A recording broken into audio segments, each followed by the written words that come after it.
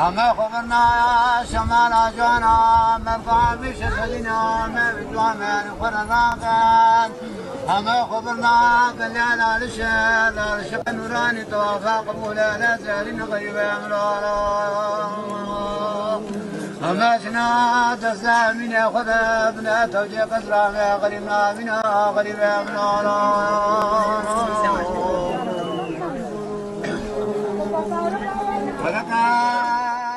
Northern Iraq, 2011, April.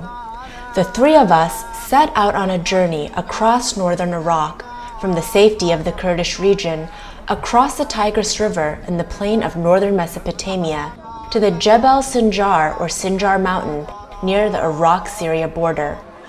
The wide plain between the Tigris and the Sinjar, just north of Mosul, is still far from secure, but we have an important goal. The three of us speeding towards Sinjar come from different walks of life.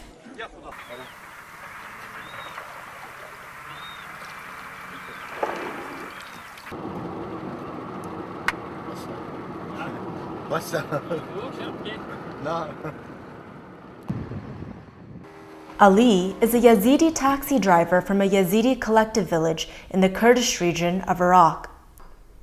Ali was born in a small village just on the banks of the Tigris, which was destroyed in 1985 by Saddam Hussein to make way for the Mosul water reservoir, the sea or Bahr for locals. Ali was then moved along with his family into a new village. They were soon joined by thousands of their Yazidi co-religionists when Saddam destroyed dozens of other villages to stop the inhabitants from supporting the Peshmerga, the Kurdish guerrillas fighting against his regime in the mountains. And he created huge, easily controllable collective villages in the late 1980s.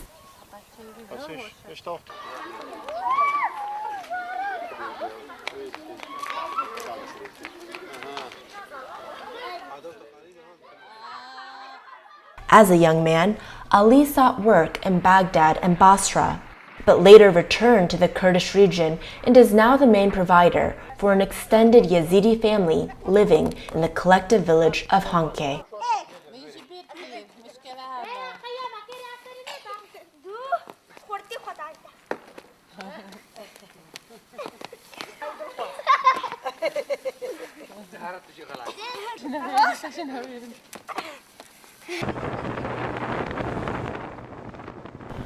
Wasfi, our cameraman, is a university-educated Yazidi whose family belongs to the emerging Kurdish and Yazidi middle class.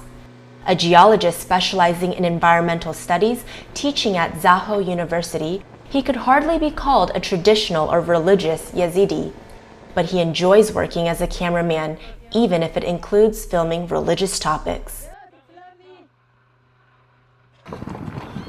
And finally, a Hungarian researcher who has been carrying out research in the region since 2002. I have received much help in my research from my research subjects, the Yazidis of northern Iraq. I am especially indebted to Ali and his family, who have become my foster family in Kurdistan.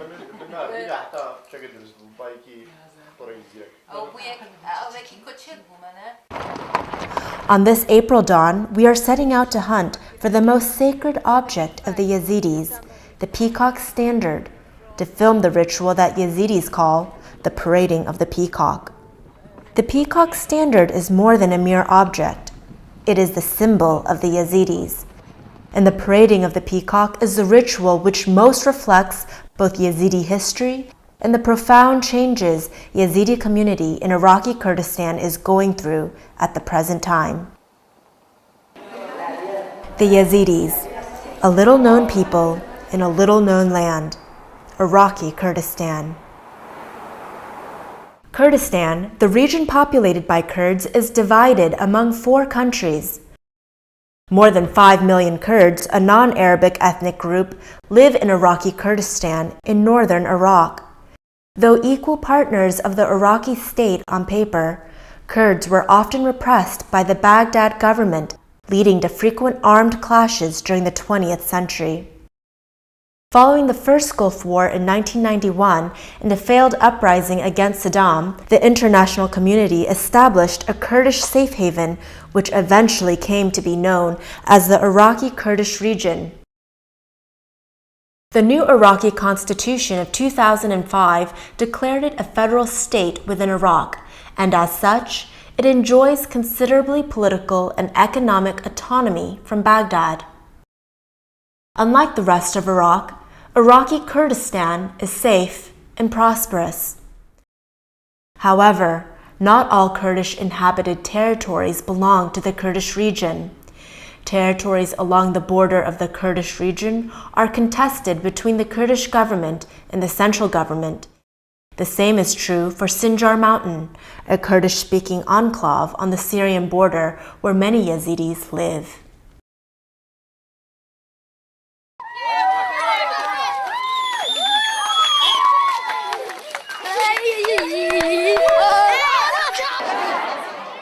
Yazidis are an integral part of Kurdistan and Kurdish history.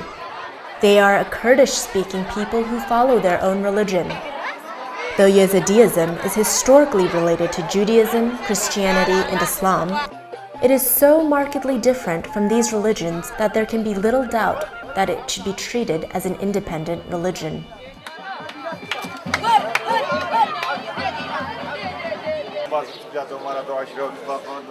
Yazidis number perhaps 500,000.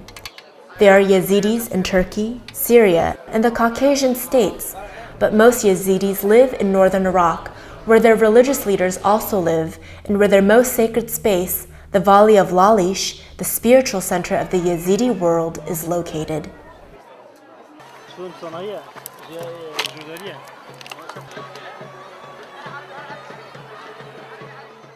Yazidis live scattered in the northern part of Iraqi Kurdistan. Roughly half of the Yazidis live east of the Tigris River in the territory controlled by the Kurdish regional government. Another huge group of Yazidis live some 200 kilometers to the west, in the Sinjar region near the Syrian border, surrounded by the Arab and Turkmen tribes of the plains. Isolated and rural, the Sinjaris are more devoted to the traditional ways in Yazidi religion than those living in regions more affected by technical, economic, and political development.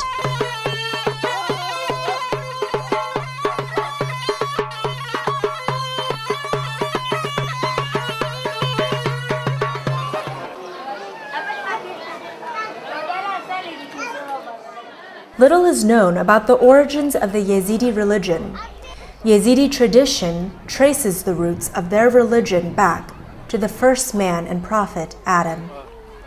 Modern educated Yazidis, and many Muslim Kurds as well, claim that Yazidism was the original Kurdish religion before the advent of Islam. Books or manuscripts cannot help us concerning the past of the Yazidi religion, as there are none. In fact, traditionally, Yazidis had no written books, as their religion strictly forbade the writing down of sacred texts. The Yazidi religion was until recently transmitted orally. Qewwals, the singers of the sacred hymns, played a crucial role in this.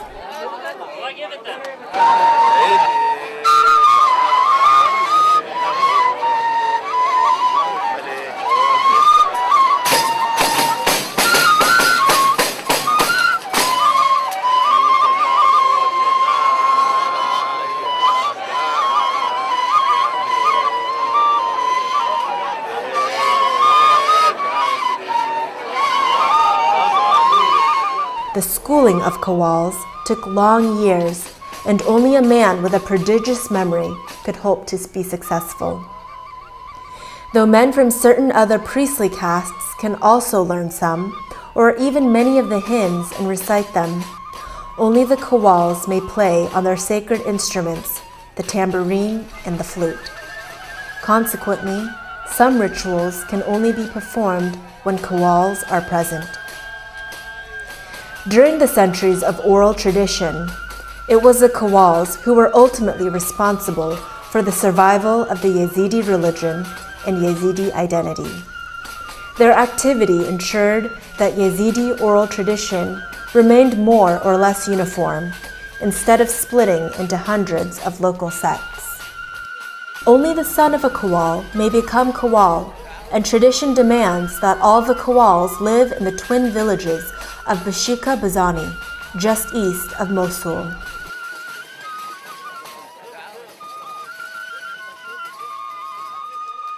From here, they have set out again and again to visit all the regions inhabited by Yazidis, from Armenia through eastern Anatolia to the Yazidi villages near Aleppo, to sing the hymns, deliver sermons, keep religious tradition alive, take news there and back between center and periphery, and bring cohesion to a far-flung Yazidi community. Such visits have been part of a complex ritual referred to as the parading or walking of the peacock, for it is the peacock standard, the material symbol of all Yazidis, which actually goes on tour, accompanied by the qewwals.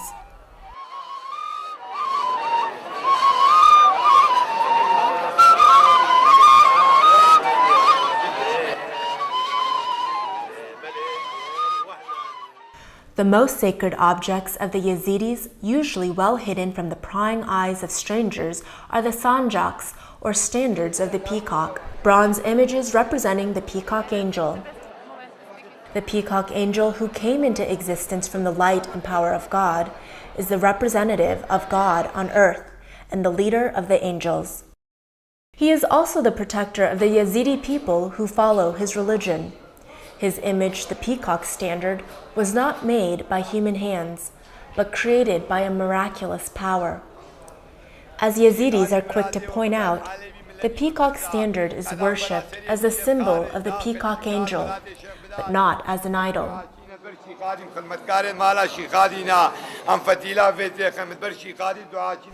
Traditionally, there were 7 peacock standards, each belonging to one of the 7 districts where Yazidis lived, from Aleppo to the Muscovy Sanjak in the Caucasus. Some of these are believed to be lost now. Each peacock regularly toured its own district in the company of qewwals. This is known as the parading or walking of the peacock, which had immense importance in Yazidi religious and communal life.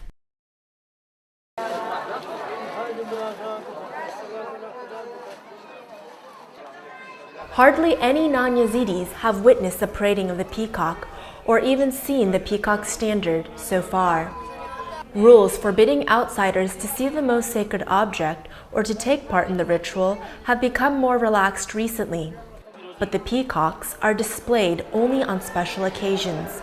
The Anzal peacock, or great peacock, is usually exhibited in the central sanctuary of Lalish during the Great Autumn Assembly, when thousands of Yazidi pilgrims gather in the sacred valley.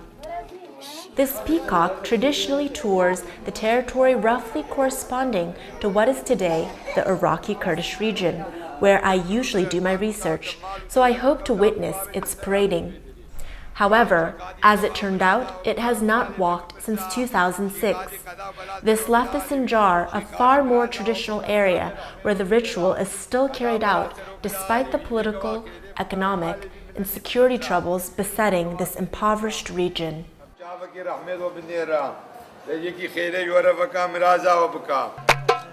شاشا مسار نیسان شرف دین میرا دیوانه خبر بدنا ازید خانه بلا قوی کن ایمانه شرف دین میرا دیوانه شرف دینا دین مایا شرف دینا خبر بدنا رجولیا ملا بدین رشکزیا و شرف دین میرا عدویا شرف دینا دین مایا شرف دینا دین مایا. Traveling to Sinjar mountain is not without dangers. The Sinjar itself is under the control of the Kurdish army or Peshmerga forces, whose frequent checkpoints provide relative security in the region, though occasional kidnappings of Yazidis still occur. However, the road between the Kurdish region and the Sinjar is controlled by the Iraqi army and leads through territories rumored to be sympathetic to the Al-Qaeda. Though the situation had greatly improved by the spring of 2011, and many Yazidis passed safely back and forth between the two regions in daylight, still, many worried that an obvious foreigner might prove too tempting prey for kidnappers.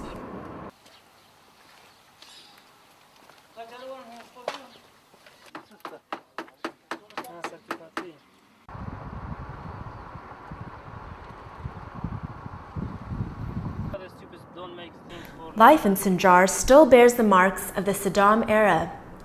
In the 1970s, Saddam destroyed all the traditional Yazidi villages of the mountain, some 160 of them, and moved their inhabitants into 12 so-called collective villages. While making modern infrastructure available, this also made monitoring the people much easier and prevented them from supporting the local Kurdish guerrillas. Yazidis' land was often given to Arab settlers, while the collective villages established on the plains suffered water shortages, making them unsuitable for agriculture. Loss of their traditional income made locals rely on the government provision system, and consequently on the central government for survival. After the collapse of the Saddam government, Yazidis started leaving the collective villages, moving into newly built hamlets and villages of differing sizes and amenities. It was in such a new minuscule settlement, at the end of a dirt road, that we tracked down the peacock and its entourage.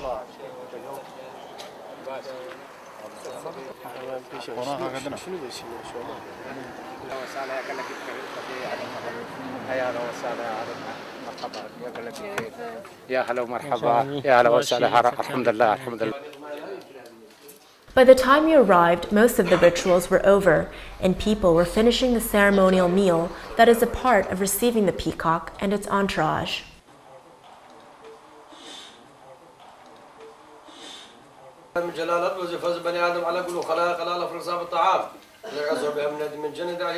The meal over, one of the qewwals has to say the after-meal prayer. People may not get up and leave the room before he does so.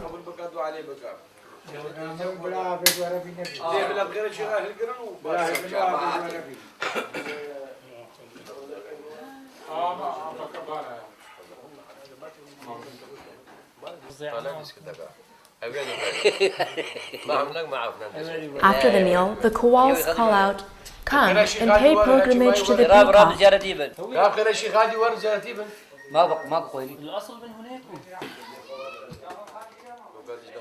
And villagers duly queue up to pay their respects and give alms to the peacock.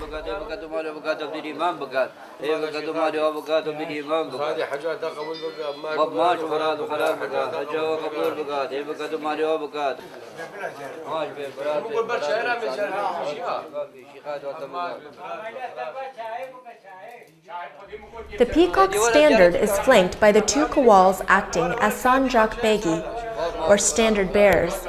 Qewwal Hussein sits to the right and Qewwal Bakir to the left.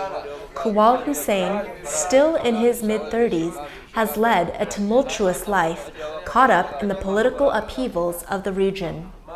As a young man, he joined the Peshmerga, fighting against Saddam's regime. While at home, in between his traveling duties as a qewwal, he took part in attacks against Iraqi army and police bases. Until one day, while touring Sinjar with the peacock, he was arrested. A captured comrade had given his name. He spent the next 2 years in an underground prison where he literally didn't see the light of day. These days, he has withdrawn from politics and devotes all his time to his activities as a qewwal.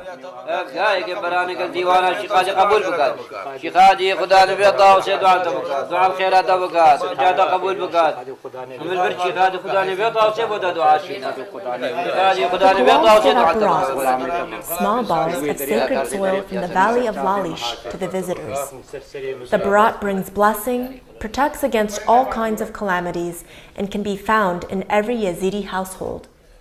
Some Yazidis even carry a brat with them for protection when traveling.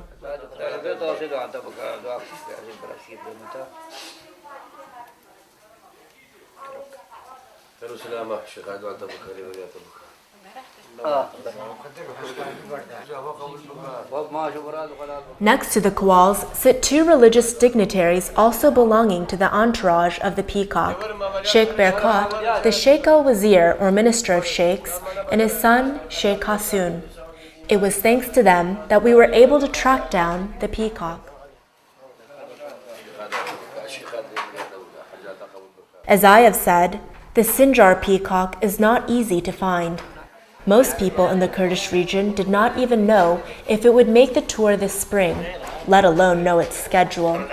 We were near giving up on our plan to film the parading of the peacock when luck intervened. In the early spring, I went to visit the Yazidi festival of Sakra Jinn, Lord of the Jinn, in a mountain gorge just next to the village of Bozan. I had got the date wrong as the feast took place a week later. But at least, without a crowd of pilgrims, I could sit and talk with the family whose members are the guardians of all the shrines of Bozan. As it turned out, the head of the family, Sheikh Berkat, was a Sheikh al-Wazir or Minister of Sheikh, one of the hereditary Yazidi religious dignitaries. And as the Minister of Sheikhs, his religious duties included accompanying the Sinjar peacock on its tour, together with his son Sheikh Hassoun. In fact, the peacock had started walking already a month previously, but the two men had briefly returned home, as Sheikh Berkat had to attend a meeting of religious leaders in Lalish. Contrary to my fears, it turned out that they liked the idea of having the parading of the peacock filmed, and provided me with the exact schedule of the peacock through Sinjari villages as well as a cell phone number. The idea of searching for the peacock with the help of such a device may sound jarringly modern, but it certainly came in handy when we had to track the peacock among the newly built, nameless, and tiny hamlets, especially as the torrential rains of the previous week, which had destroyed houses and roads and made travel impossible, also made the peacock run late on its planned schedule.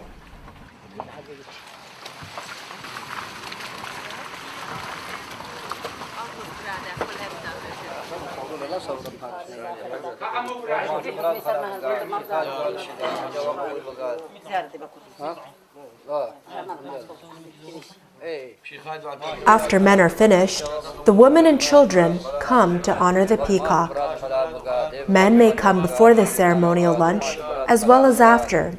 In fact, they may visit throughout the stay of the peacock, but women come only at the end, when other rituals are over. Tradition changes fast as the whole community transforms. When I first attended the parading of the peacock in 2004 in another Sinjari village, the only woman given the privilege to come and visit the peacock was the wife of the host. According to Qewwal Hussein, in the past in Sinjar, only men congregated to visit the peacock. Women felt ashamed, a key word in local culture, and stayed at home. Instead, one of the qewwals went around visiting households with the sacred jar, which now stands next to the peacock. This jar was filled with water, and the qewwal went from house to house, giving women a sip and sprinkling some water on the house. This water was called the water of pilgrimage and also the water from the White Spring. The White Spring being the primeval spring of Yazidi creation mythology. Sipping the water of the White Spring from the jar kept next to the peacock had the same merit as visiting the peacock itself. But times change, and now women come too, though strictly only toward the end of the peacock's visit.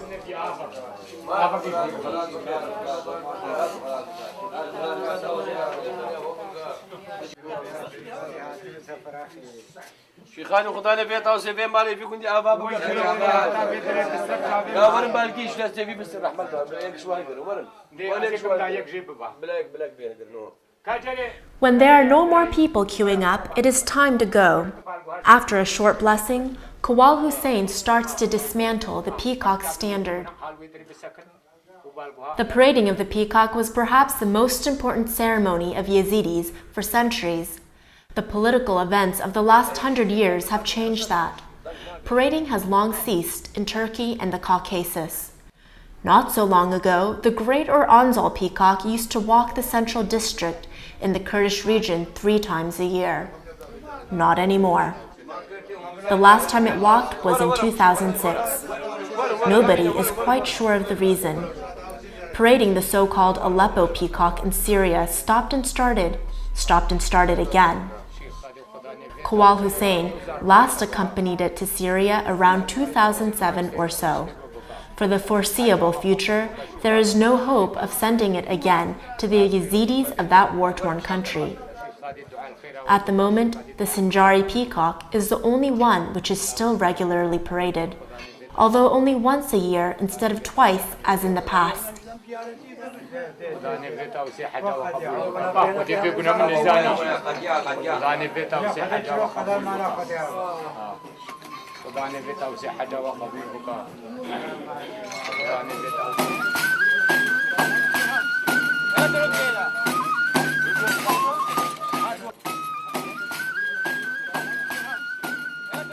The entourage of the peacock say goodbye and leave for the next village. I'm just telling you. Yeah, so you know okay. what It's to good say. you're telling me because Yeah, ديارة أرقى قلت له أفشي عادي. من طبيعتك هي على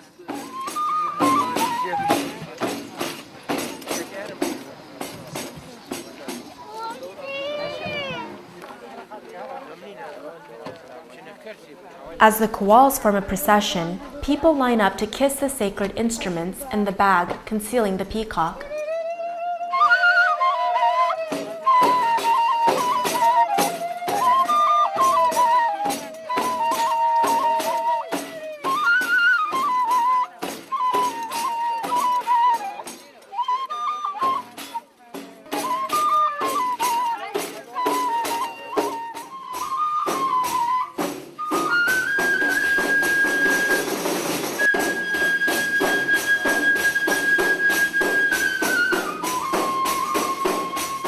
Inside, they set up the sanjak to the accompaniment of the music of the qewwals on the sacred instruments.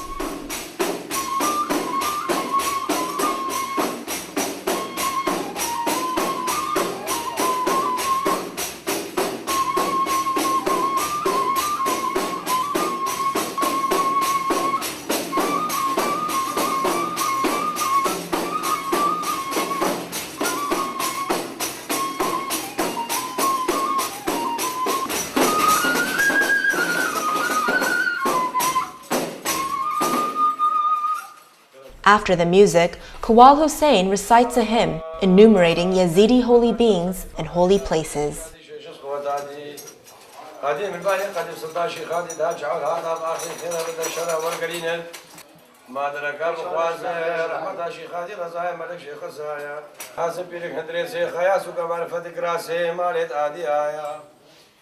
وقدر شريكاني اسبي ازين امير قبد بدو سجا ازين ناس الدين الشيخ مادي فخرا خاتنا فخرا فخر دادي آيا امادين وبابادين الشمس شمس فخر ميرا ديوان الفقيرة اردهر بادن بقدر قيمتك يا شيخ هادي عليك سلام يا شيخ هادي وعد رحمي مرازا نا حاجي مرازا قد مرازا بكي كسب قنا غفر يا تبي هوا كسنة تقول باقي رحمتي صلاة في آخرتي ما شيخاني الوكيل وسيبا ما نعطيت الشيخاني ما بكا الشيخاني قدام بكا دوما خيري قدام بكا سفر خيري الفير مال الفير قندي أجا شبه حاد ودار دينا دين سر دينا دي ببا دي كلام كان دي كلام كان دعايا يا شيخ عدل عدلو دوشة عدلو ما شبرات خلاص بقال هجوا قبول بقال وما شبرات خلاص بقال وما بقال. Once the peacock standard is set up, men come to make a pilgrimage.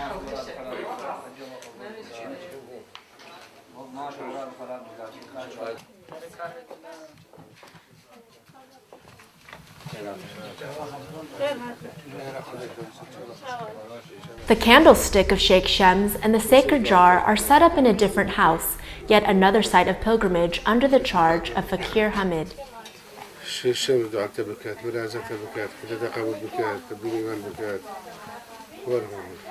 Until finally, the three sacred objects are again reunited to the accompaniment of yet more sacred hymns, one of the central motifs of the parading of the peacock performed by the qewwals.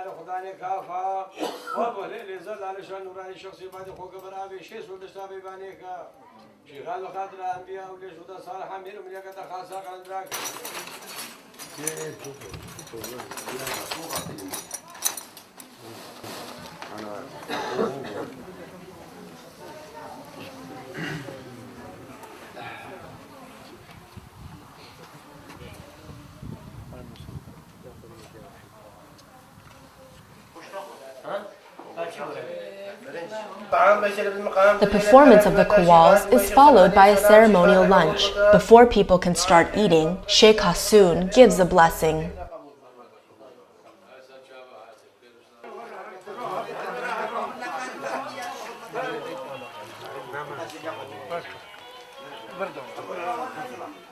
Such meals are an obligatory part of the ritual, no matter the time of day.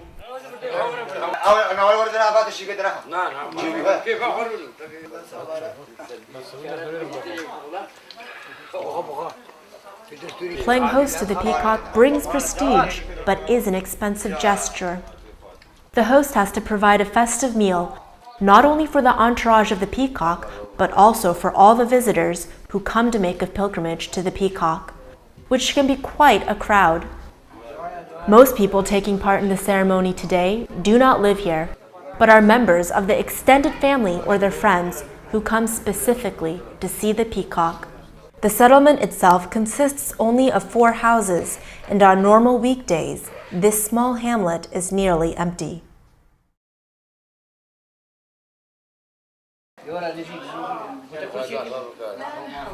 Most of the men from the 4 families who live here work somewhere else.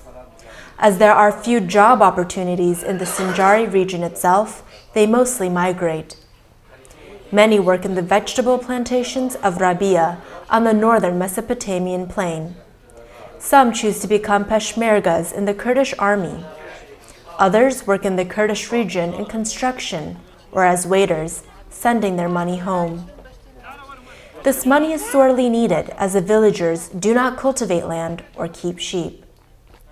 They claim that this piece of land is not fit for agriculture, while feeding sheep has become very difficult due to the drought which has plagued the region for years. Even many of those who had continued herding have been forced to sell their sheep in the past few years.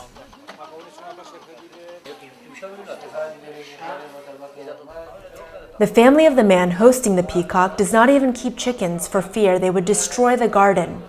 A few square meters of parched land behind one of the houses with a few sparse plants.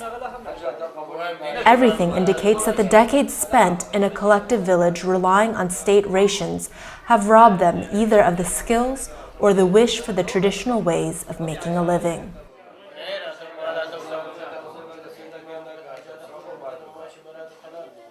The new ways of Sinjari economy are reflected in the living arrangements. The family still lives in a small mud house built in the traditional way. The big new house, made from concrete where the peacock is received, is waiting for the distant future to be finished, and then the family will move in.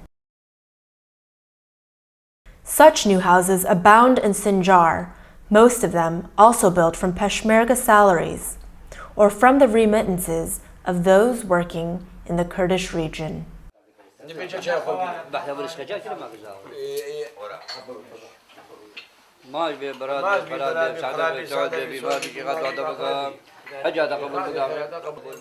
The parading of the peacock costs money, not only for the host, but for all those who come on a pilgrimage to the peacock. Each visitor must put some money in the jar of the peacock. Some give only a symbolic amount, while others, reflecting on their social position in the community, make significant contributions. Some of this money goes to the qewwals and the religious dignitaries accompanying the peacock, while the rest belongs to the Yazidi prince, the rightful owner of the peacock, making up a good portion of the income of the princely family.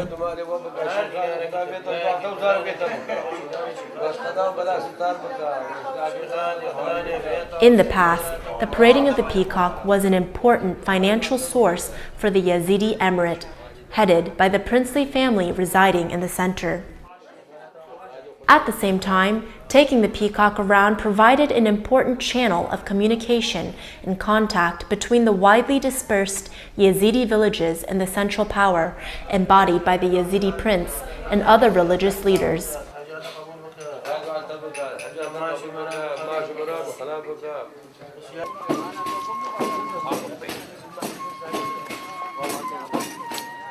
The ritual's over. The peacock leaves the house to the accompaniment of the qewwals' music.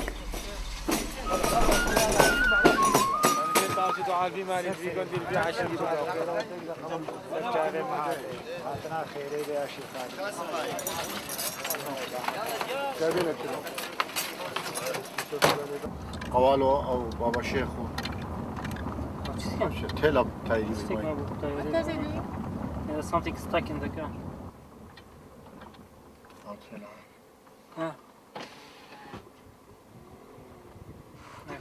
I hope they will say قول.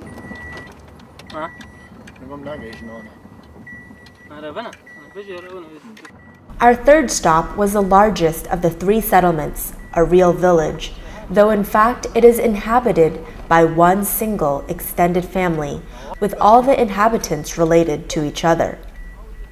This village has its own school, which the children of the two other settlements also attend.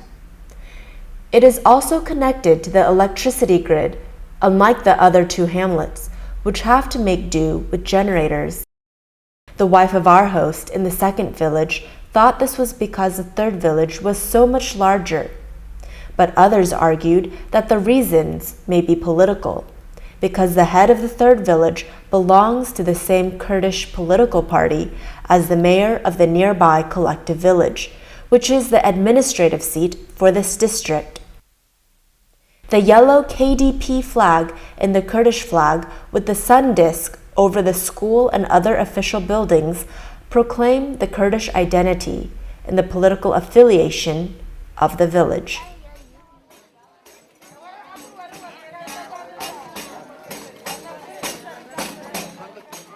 The villagers line up to greet the peacock and the qewwals.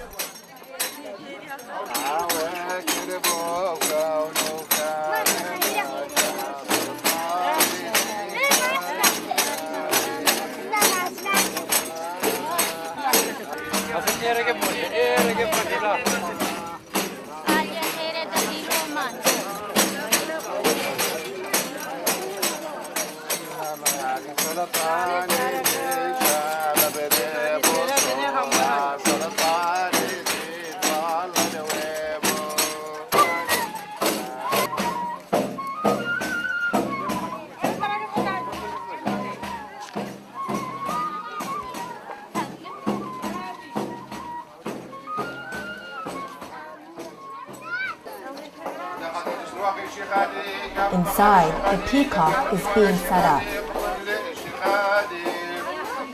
صمات بصدقه دائم بدي الشيخ عليك السلام This time around, it is the other Sanjak Begi Qewwal Bakir who sings a hymn listing Yazidi holy beings.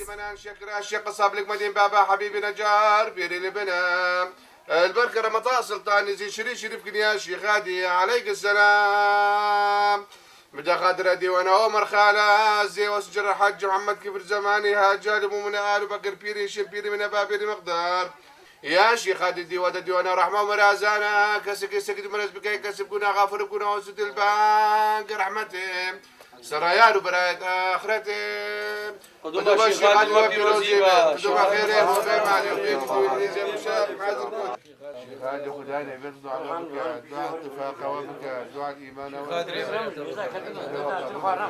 The men of the village start making the pilgrimage to the peacock.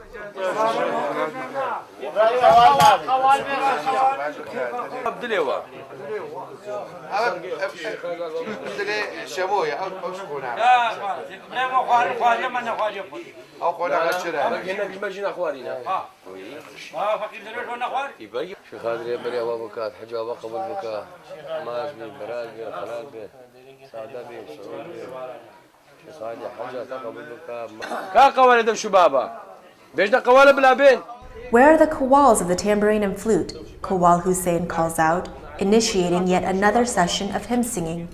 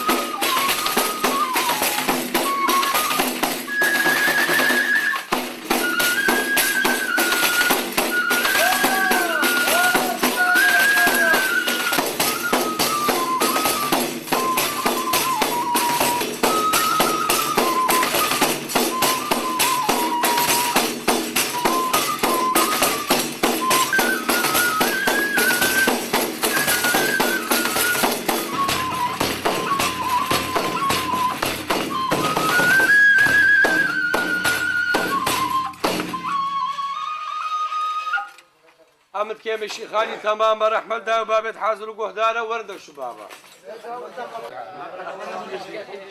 The hymn singing session is followed by yet another ceremonial meal. Qewwals are sometimes forced to eat 5 lunches in a row, though this time Sheikh Barkat bowed out, claiming the frail constitution of a man of his age. The pilgrimage to the peacock continues.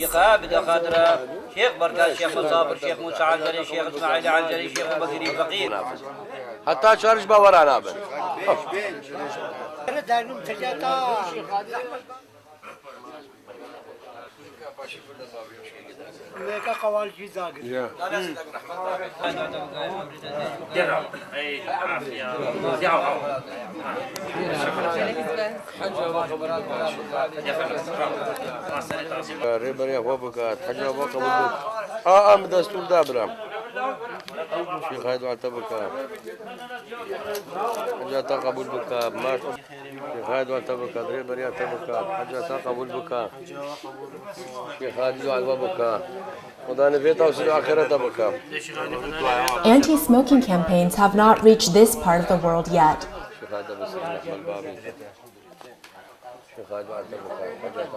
In the guest room, practically everybody but the peacock is smoking.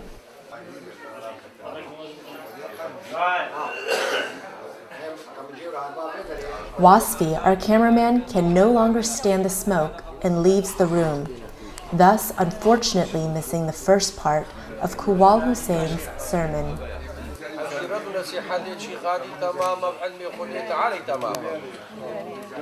أي عادي ميرو عادي تدر مالي فؤادي شيخي من شيخادي بلي يا شيخادي صد خوز ما بيرو حد وجد بيرادي صد خوز ما روح ميري يزيدي شيخادي الفيدنا جرادي ببا والآخرة خذ سؤال بروحي بك رب العالمين إيش بروحي راديا حكيم برينداري نخوش درماك بغش دكتوري بيتنهش بيري حكيم مفعل ماشي خاديا.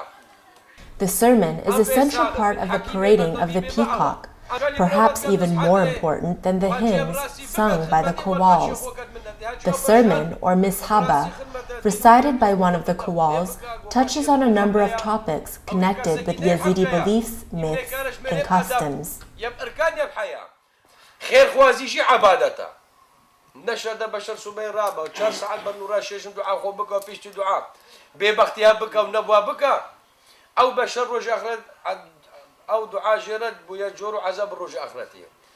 It also contains moral exhortations to Yazidis on how they should live life.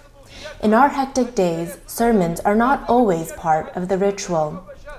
Visitors, preferably of high social standing, have to request and prompt the qewwals to give one. The sermons preached by the qewwals on these occasions are the only religious education and spiritual food many lay Yazidis were or are likely to receive, especially in the case of those living far from the religious center.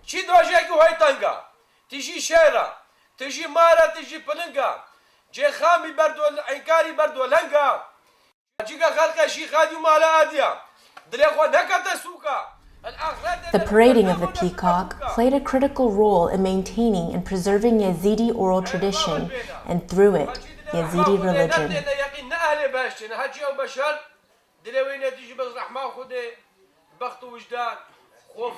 Though one cannot know it, seeing the rapt faces absorbed in the sermon of the qewwals, all this is slowly changing and disappearing. The Sinjar peacock is the last one to walk. The reasons given are manifold, but the demise of the parading of the peacock seems to indicate the end of tradition in a community undergoing rapid change. Religion and traditional customs are being eroded, especially where modern consumers' society gains a foothold. Nor do the qewwals play the same crucial role everywhere as before. As immensely important as the qewwals have been in transmitting and keeping alive Yazidi religion, today their days seem to be numbered. General education has made literacy accessible to most young Yazidis, and an emerging Yazidi middle class is striving to construct a religion based on written texts and taught in the classroom, just like the book-based religions of their Muslim and Christian neighbors. Books are gradually replacing oral tradition, and their writers, who are school-educated, are taking the place of qewwals. In the past, qewwals were also much respected as men of the world who traveled far and wide. Today, when travel has become much easier and migration an everyday phenomenon, this is no longer a source of respect.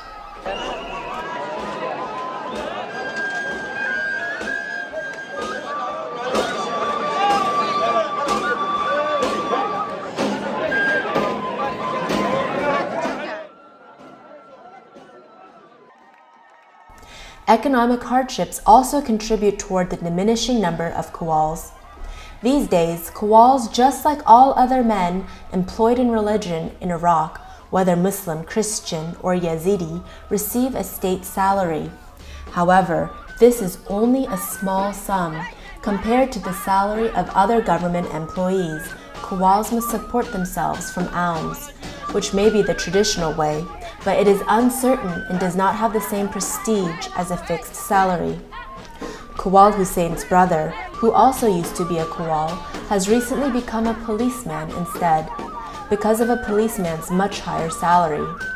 The number of qewwals has dwindled to less than a dozen, and their future is uncertain.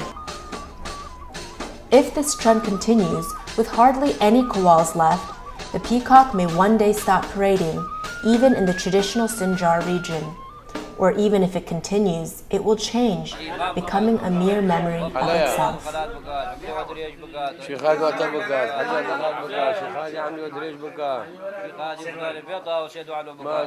As the clock nears 4 in the afternoon, Sheikh Berkat urges us to either stay for the night or leave right away. The roads of the Sinjar are not safe at night, so we heed their advice and start back on our way.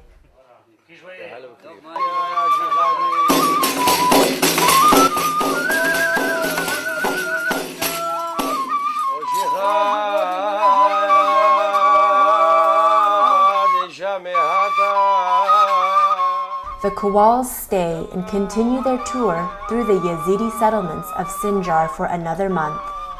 Their music, their hymns, their sermons, and their very presence, just as the sight of the peacock standard, reinforce the villagers' sense of identity as Yazidis, the chosen people of the peacock angel.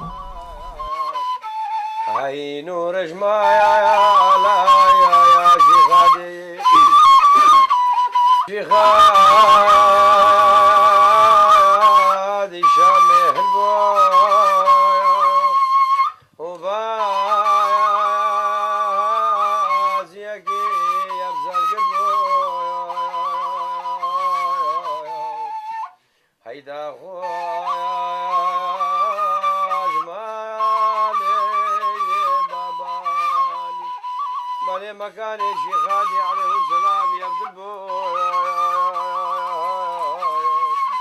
عينو يا رجمال يا شيخ هيدا خويا